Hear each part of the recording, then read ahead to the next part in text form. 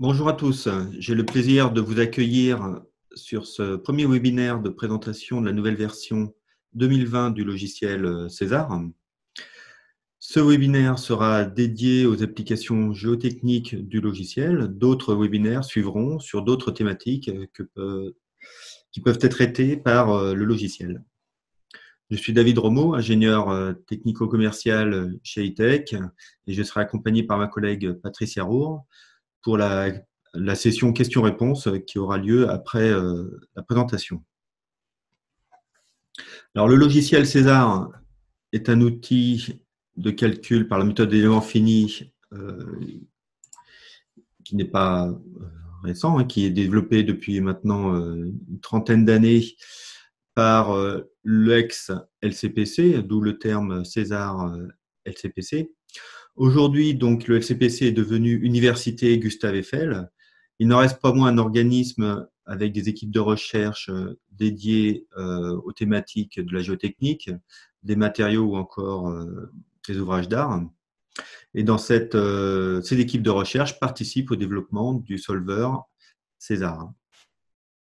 Nous, chez ITEC, nous sommes éditeurs de logiciels de calcul de structure. Donc, dans ce cadre-là, nous avons dans notre activité un catalogue qui va aussi bien introduire des logiciels de calcul de structure, on va dire classique, calcul de structure bar, donc le logiciel Accor, qui va traiter des problématiques poids, métal et béton.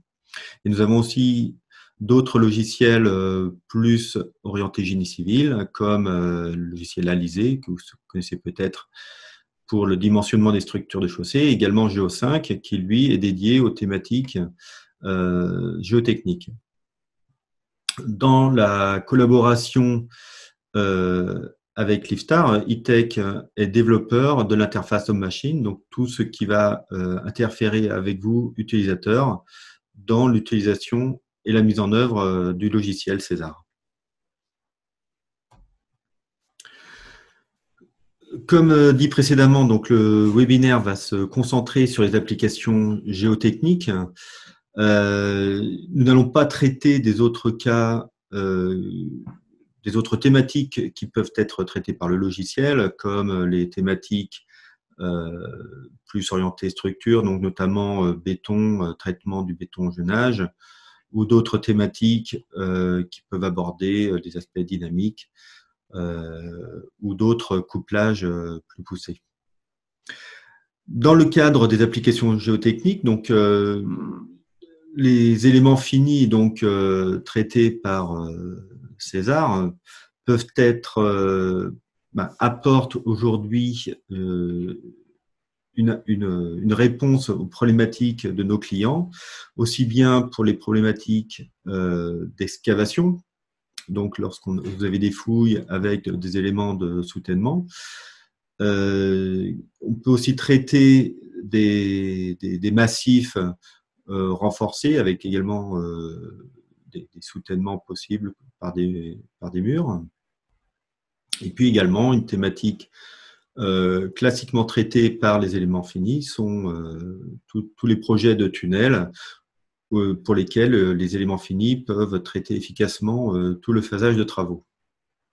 Alors, ce qui est proposé en 2D avec César 2D peut également être traité en 3D avec César 3D. Donc, on va retrouver les thématiques plus généralisées. Donc, par exemple, la modélisation de versants complets, comme ici illustré, ou encore des problématiques d'excavation qui sont purement 3D. Et enfin, des thématiques de tunnels qui, là aussi, nécessitent le 3D pour traiter toutes les interactions avec les environnements du projet de creusement.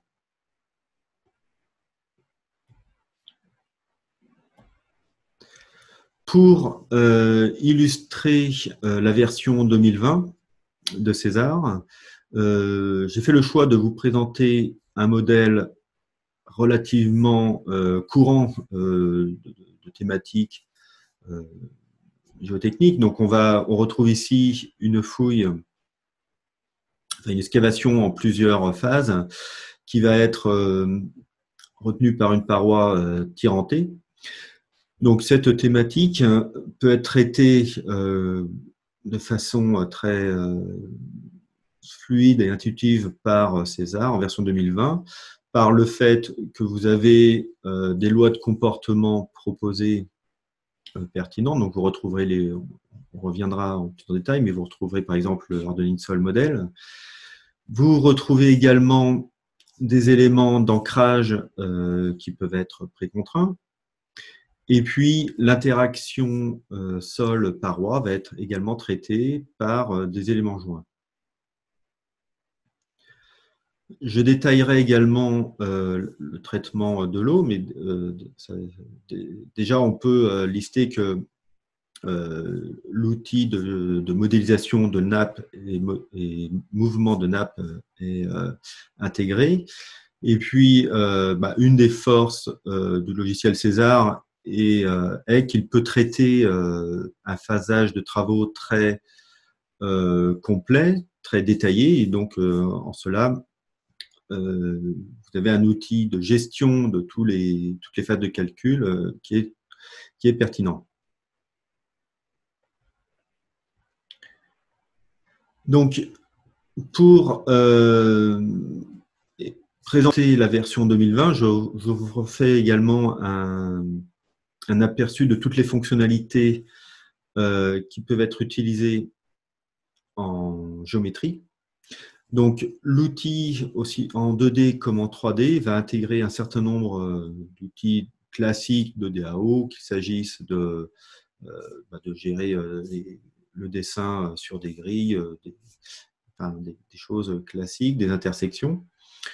Vous pouvez également importer des DXF qui auraient été, qui seraient le cas par exemple si votre projet a été déjà implanté sur AutoCAD par exemple. Et puis, pour illustrer certains outils spécifiques, vous avez des assistants pour intégrer les ancrages, comme on le voit ici, donc des ancrages, soit la partie libre, soit la partie ancrée, avec définition d'un angle et d'une longueur. Donc, cette géométrie étant réalisée, vous avez ensuite des outils de maillage, la base donc des éléments finis. Donc, l'avantage de César, c'est que vous allez pouvoir intégrer une mixité entre triangles, enfin mixité triangle et quadrangle. Vous allez également accéder à des densités de maillage ajustables, donc ça va vous permettre de générer des modèles comme illustré ici sur un talus, des modèles complexes aussi bien en géométrie qu'en d'ouvrage, qu'en complexité géométrique du massif. C'est ce qui se retrouve sur la vue suivante où je montre un tracé de tunnel 2D réalisé dans César, où on voit bien sûr toute la complexité à la fois de terrain, mais également du projet de tunnel qui est réalisé. Et cela se retrouve dans le maillage, où la mixité d'éléments va nous permettre de modéliser de façon correcte tout ce qui va être éléments de structure.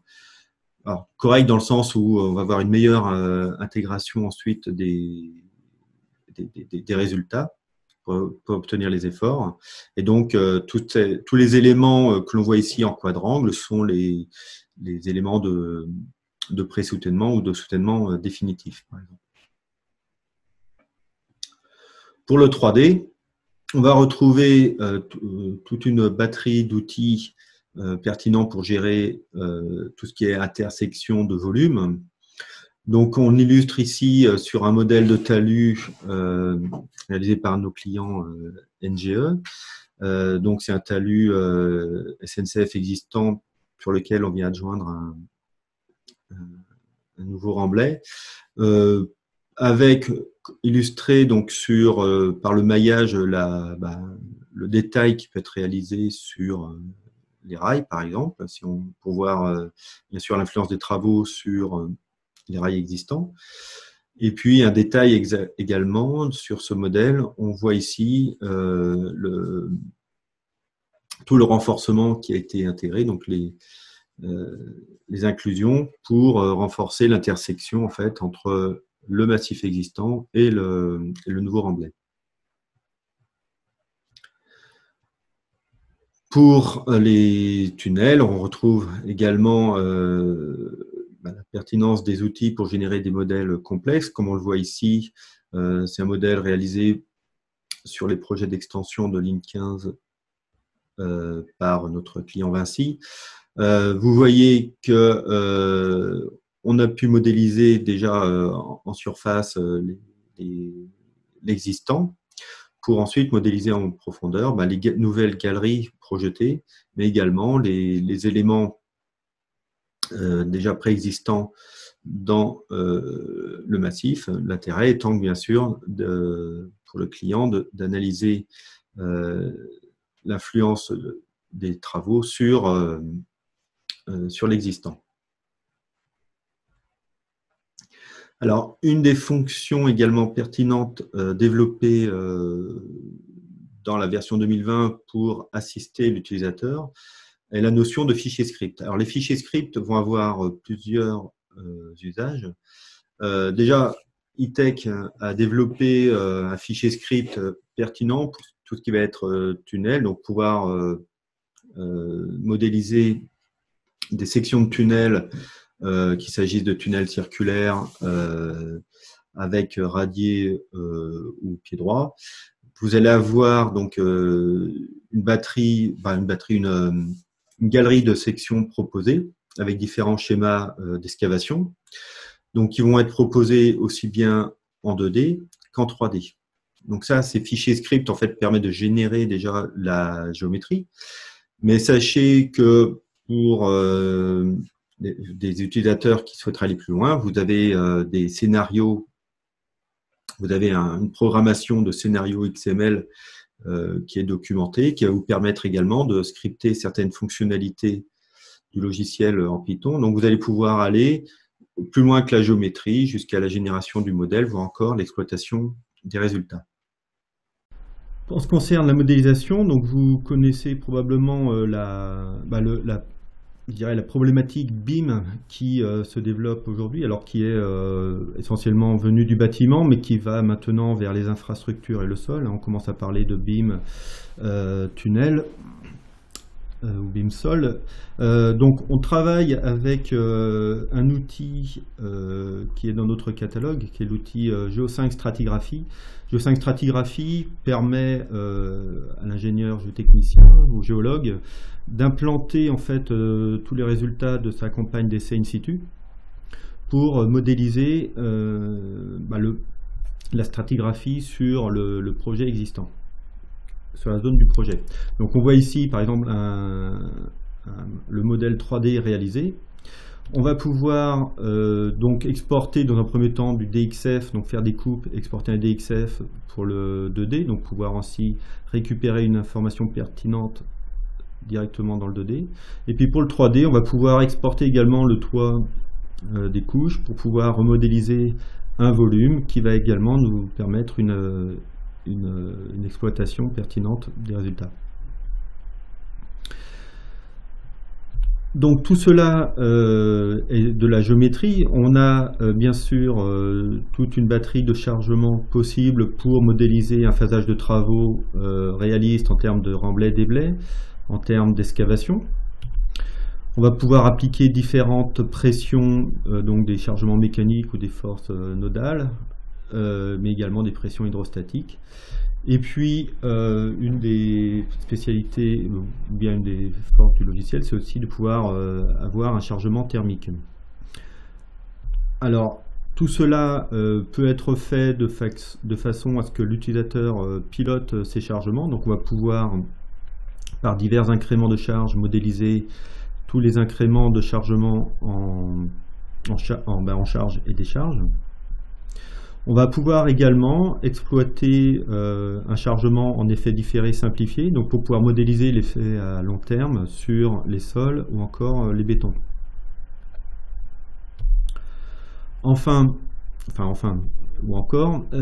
lois de comportement intégrées dans le logiciel. Donc là, je me suis concentré sur les lois on va dire, courantes que vous êtes amené à rencontrer en ouvrage géotechnique. Donc on va retrouver bien sûr les critères de Moore-Coulomb, le Hardening Soil Model, mais également d'autres outils comme le CamClay, plus adapté pour les argiles, ou encore le Hooker-Brown pour les roches.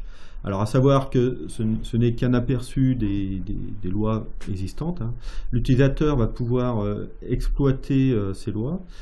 Savoir aussi qu'il y a d'autres lois de comportement qui permettent de modéliser les matériaux du génie civil, comme le béton ou encore la maçonnerie. Vous avez également la possibilité de créer vos propres lois de comportement. Et enfin, dans cette liste de lois de comportement, on a intégré le modèle Tensar que la société Tensar a développé pour modéliser ces géogrilles par homogénéisation. Alors ça, c'est une loi disponible à la demande. Pour modéliser vos ouvrages géotechniques, on a également intégré des outils pour modéliser les interactions, le renforcement de massifs. Alors on a commencé à intégrer les éléments ancrés avec loi d'interaction. Donc ces lois d'interaction vous permettent de prendre en compte le frottement latéral QS avec une loi élastoplastique d'interaction comme illustré ici. On va ainsi pouvoir modéliser différents éléments de façon plus pertinente. Donc là je montre le résultat par exemple d'un chargement vertical d'un pieu avec des barres classiques. On voit qu'il y a adhérence, enfin on distingue qu'il y a une adhérence du déplacement vertical le long du pieu, ce qui est moins le cas avec des barres flottantes, donc avec une approche plus pertinente de cette interaction. Cette interaction, si je reviens sur mon modèle initial, j'avais parlé qu'on activait des ancrages. Pour ces ancrages, je vais pouvoir aussi intégrer cette loi d'interaction, donc en prenant en compte la possibilité d'un arrachement potentiel du scellement de l'ancrage avec le sol. Autre option de renforcement des massifs qui existe dans le logiciel, c'est la possibilité de renforcer par homogénéisation. Donc l'homogénéisation permet de modéliser par exemple des micropieux ou des boulonnages. L'avantage par rapport à une discrétisation, c'est qu'on ne va pas avoir géométriquement à représenter ces renforcements, ce qui va notamment nous permettre une approche en préétude un peu plus souple pour pouvoir envisager une étude paramétrique sur le nombre de boulons, sur une densité de boulonnage, donc sur également les sections des boulons et autres. Donc là, j'illustre ce propos par un exemple sur une section tunnel renforcée. On voit le boulonnage radial sur la première image, donc avec des barres classiques, et puis la deuxième avec donc cette zone d'homogénéisation. On a des résultats tout à fait similaires sur les deux, mais sur la deuxième épreuve avec l'homogénéisation, on voit tout de suite qu'il va être possible d'envisager une densité de maillage différente, donc une densité de clouage différente, tout en gardant le même maillage, donc ce qui va nous faciliter grandement nos modélisations. Cette approche, on l'a aussi développée peut être aussi développée pour le clouage des pentes. Donc pour un clouage de pente, on voit que il faudrait modéliser de façon discrète les clous. Là aussi, on intègre déjà une certaine densité de clouage. Alors qu'avec l'homogénéisation, on peut, là encore, se donner la liberté d'une étude paramétrique sur cette densité de clouage. Pour des résultats tout à fait similaires, vous voyez ici par exemple sur une étude de stabilité de pente, on obtient des facteurs de sécurité autour, il doit être à 2,5, 2,6 ici. Après, renforcement. Alors, cette approche justement de stabilité m'amène à aborder une autre des spécificités, une autre fonctionnalité introduite dans le logiciel César. Alors avec la version 2020, cette procédure de réduction CFI, qu'on appelle réduction CFI, a été encore améliorée et rendue plus robuste. Donc à savoir que la procédure de réduction CFI, donc on réduit les résistances du massif de sol pour obtenir un nouvel état de stabilité en déplacement. Donc par rapport à d'autres approches classiques, on est bien d'accord qu'il s'agit d'une approche de stabilité par une borne inférieure. Donc on approche la stabilité. Donc la procédure validée, vous voyez qu'on se réfère par exemple à un benchmark réalisé l'année dernière par alors l'AK16, c'est en fait un groupe de travail du comité allemand de mécanique des sols. Donc on voit une approche ici sur la stabilité d'un mur en L chargé avec une charge en surface. Donc la stabilité est bien reproduite si on compare à d'autres enfin, l'analyse du benchmark réalisé. Si je reviens maintenant à mon modèle qui me sert de support, je vais pouvoir également adapter cette procédure de réduction pour pouvoir modéliser, pouvoir obtenir un facteur de sécurité à chaque étape du projet. Donc ça, c'est pertinent notamment dans l'approche Eurocode, puisqu'il est demandé d'avoir un état, ce facteur de sécurité à chaque étape. Donc là, avec la procédure, vous pouvez l'avoir couramment. Les facteurs de sécurité s'adaptent aussi pour la recherche de charges limites.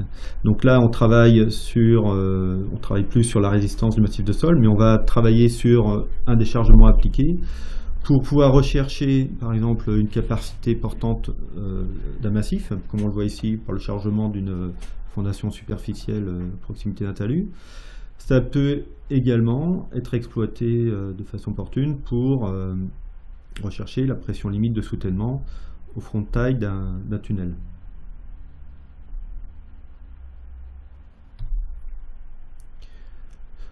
Autre aspect sur lequel la version 2020, sur laquelle on a beaucoup travaillé sur la version 2020, c'est toute la prise en compte de l'eau. Alors, on a introduit la notion de calcul drainé-non drainé. Alors, ces calculs étaient possibles, mais maintenant c'est un peu plus explicite. Et puis également,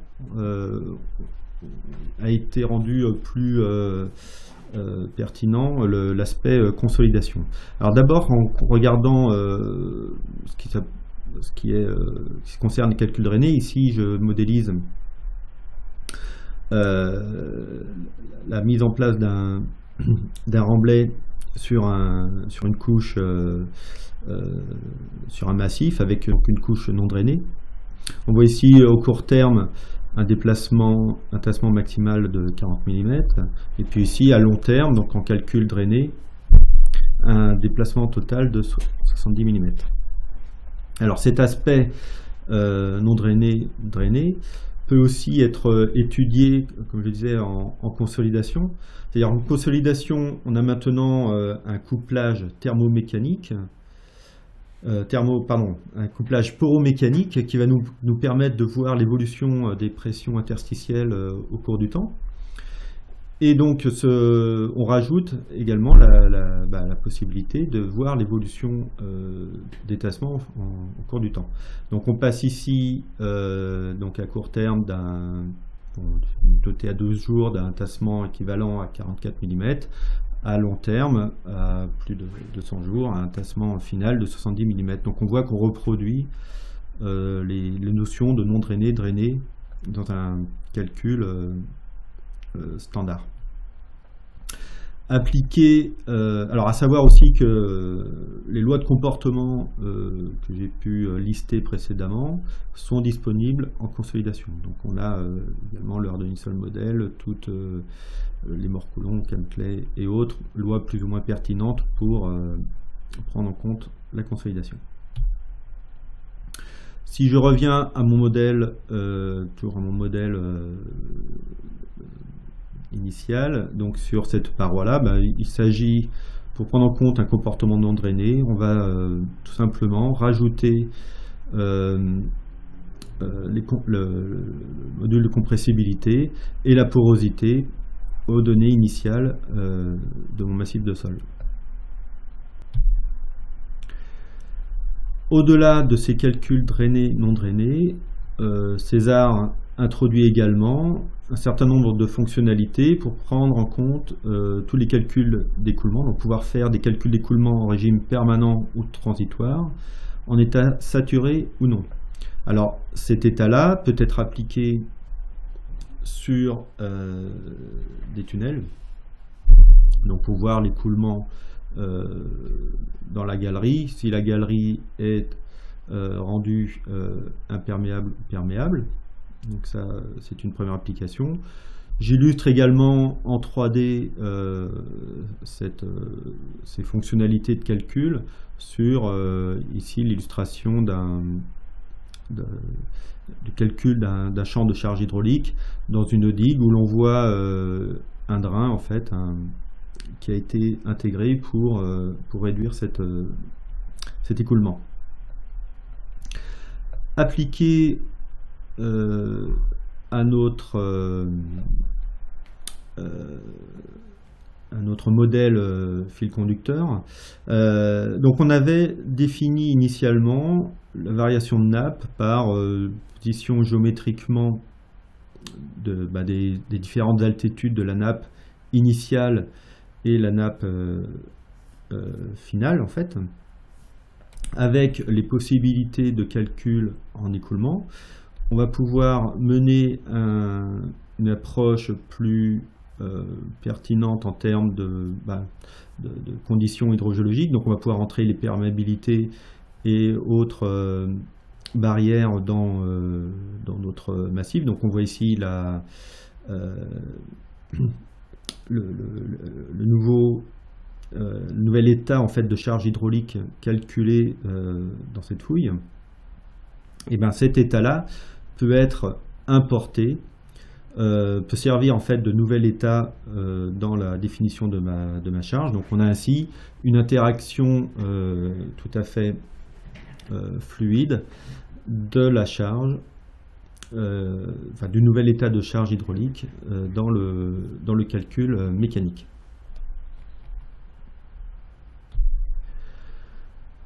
Autre fonctionnalité qui peut intéresser la géotechnique lorsqu'on est sur des calculs où on souhaite prendre en compte des variations de température, c'est un calcul en prenant en compte justement les variations de champ de température, comme on a pu le faire précédemment en prenant en compte les gradients de charge hydraulique.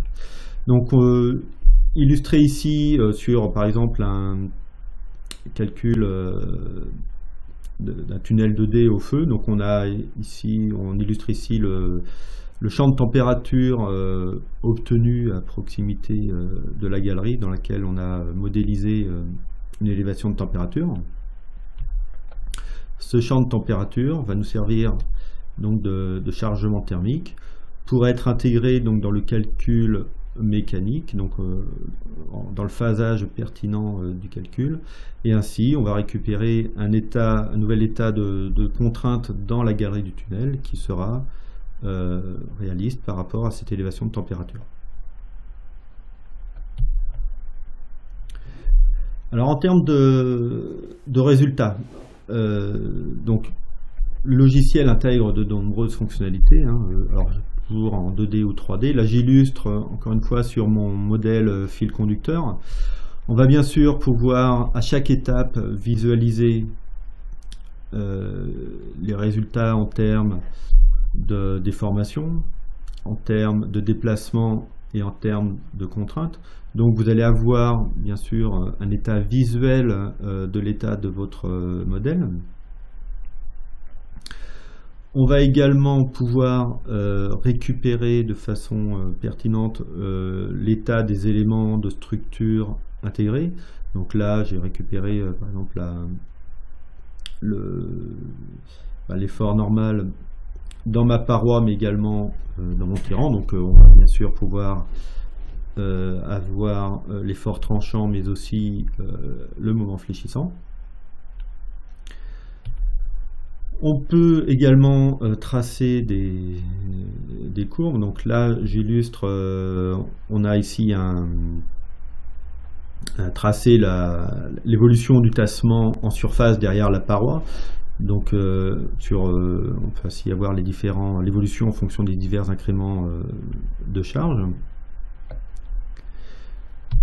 Et puis enfin, on peut aussi exploiter de façon encore plus détaillée chaque élément de notre modèle par export de tableaux de résultats. Donc qu'il s'agisse de tableaux de minimum, de maxima en termes de déplacement, de contraintes ou d'efforts également dans les éléments de structure. Voilà. Donc pour synthétiser donc la version 2020, au-delà des aspects de fonctionnalité courante, donc ce qui n'est pas visible derrière tout ce qu'on a pu montrer, c'est le nombreuses améliorations performantielles, hein. Tout ce qui est donc modélisation, tout ce qui est mailleur, pour réduire tout ce qui est temps de maillage, mais également, bien sûr, derrière tout ce qui est temps de calcul. Vous constaterez de nouveaux algorithmes de calcul qui réduisent notablement tout ce qui est calcul non linéaire. On a beaucoup concentré donc le développement aussi en termes d'interface pour une expérience utilisateur plus fluide et plus intuitive. Donc vous allez avoir de nombreuses assistances également à l'utilisation et à l'application des diverses fonctionnalités. Et puis également, la version 2020, c'est toujours un cycle de développement continu avec une validation entre l'IFSTAR, entre l'université Gustave Eiffel et ITEC pour d'une part que l'interface, mais aussi que l'ensemble des fonctionnalités et résultats proposés soient bien référencés en termes de validation. À retenir donc de la version 2020 l'effort apporté sur tout ce qui va être interaction structure avec notamment des interfaces encore plus pertinentes et robustes, les barres frottantes que je vous ai présentées. Donc une gestion également pertinente de l'eau dans les massifs de sol, et puis une gestion des physiques qui est encore plus fluide pour pouvoir permettre des calculs, des allers-retours entre un calcul mécanique et hydrogéologique ou entre un calcul mécanique et thermique.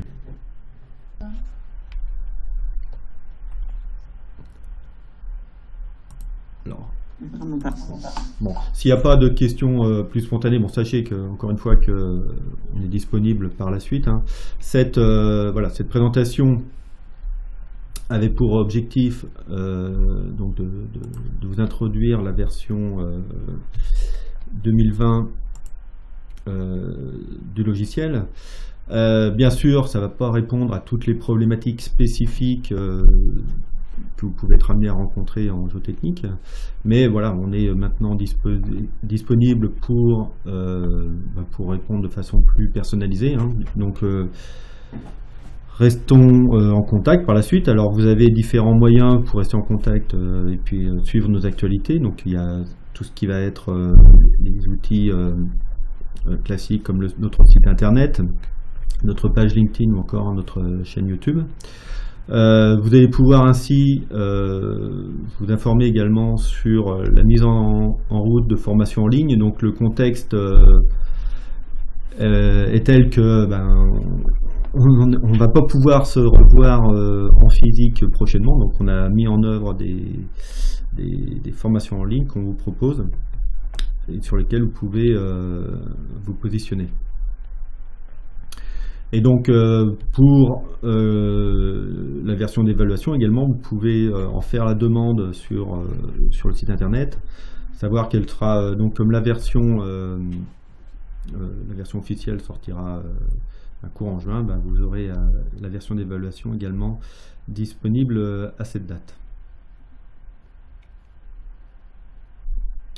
Voilà, bah écoutez, je m'arrête là, je vous souhaite une bonne journée, je vous donne rendez-vous pour un prochain webinaire sur une thématique plus spécifique d'utilisation du logiciel César.